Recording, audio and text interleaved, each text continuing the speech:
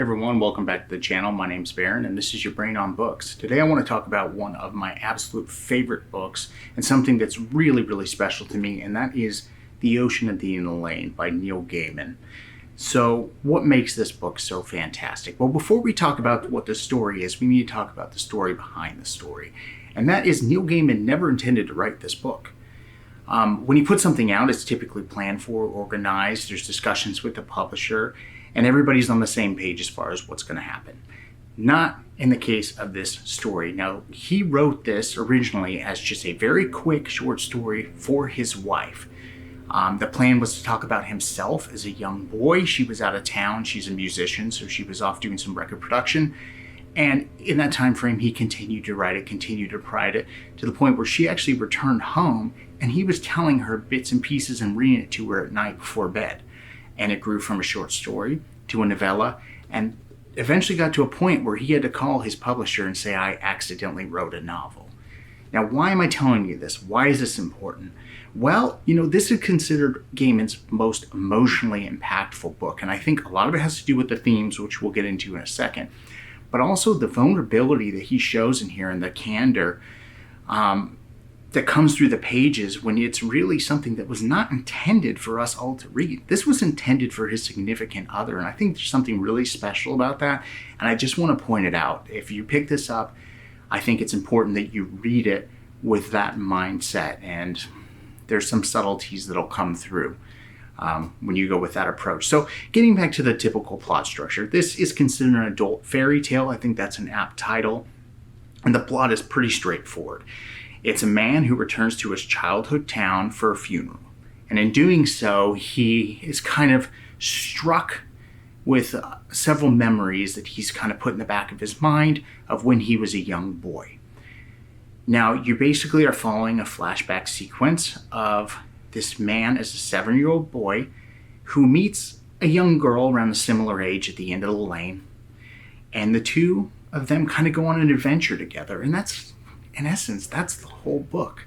It's only 170 pages. So how can that simple plot in a short book like this be so impactful? What is he doing great here? Well, let's talk about it. I've mentioned in the past that Gaiman is incredibly good at capturing what it's like to be a child. So much so that he formatted this entire book around that concept. It's about knowledge. It's about what we forget. It asks the reader, hey, you know who you are, but do you really remember who you were? When you're a child, there's this language that you understand before you know the right words for things. It's the language that you can speak in your head before you know any words at all. The thing in your dreams that lets you know how to fly. And everybody can do this. And as you get older, you forget about that. And there's a way that you view the world that you forget too.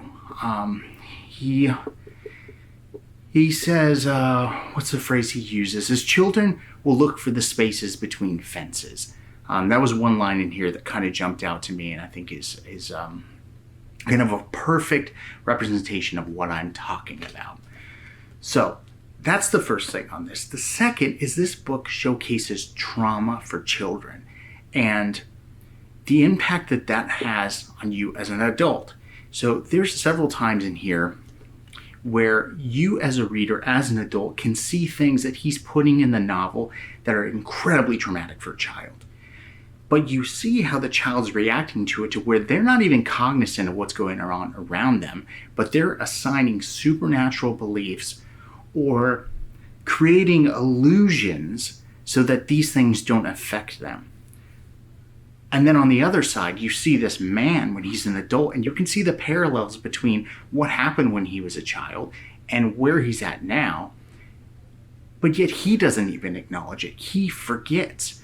And it's just the way Gaiman explores this in this novel. It makes you want to go back. It makes you want to think of things when you were a child, and you just can't. There's a gap there, and I think that will always remain. And that's sad, and I think that's why this book is so emotionally impactful is, he's made it very clear that even though this is kind of a fairy tale, a story, this was not intended for children. He does not recommend that children read this book, and he believes kids can kind of handle a lot. Some of the stuff he puts out there is kind of borderline intense for children. But when you read this as an adult, the questions that you will have once you close this final page just stays with you. For me, there's like three kinds of good books. There's books that are just entertaining. There's books that teach you something, and there's books that hit you emotionally, and this is all three of those in a quick 170-page book that wasn't even intended for us to read. And I think we're pretty lucky to be able to do so, and I highly encourage you pick it up. The prose is phenomenal in this. You know, Gaiman has this postmodernist, modern style of writing to where, you know, he writes in a way that it's supposed to be read orally. And if you try to blast through this book, you put the audiobook on, you crank it up 2 times speed, you're missing the entire intended experience. You know, this is a book you want to slow down. You want to speak it out loud. He intentionally drags on sentences. He intentionally puts punctuation where it's not supposed to go. He tries to have these impactful, punchy moments to where the spaces between the words hold gravity.